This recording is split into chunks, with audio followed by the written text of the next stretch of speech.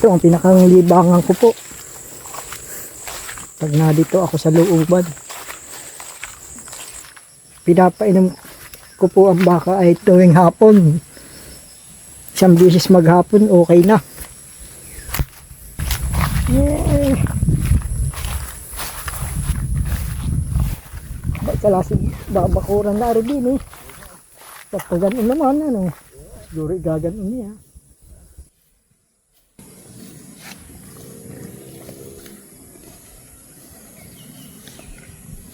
Ito po ay mga anak na rin aking inahing dalawa.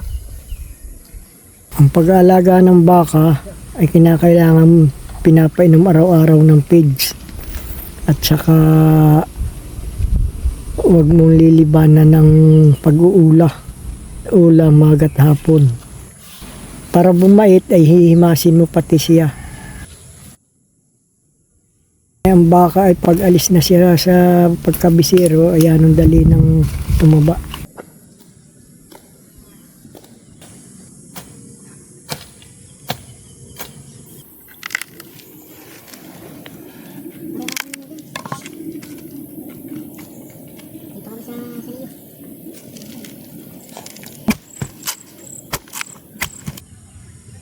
Ayos, sarap.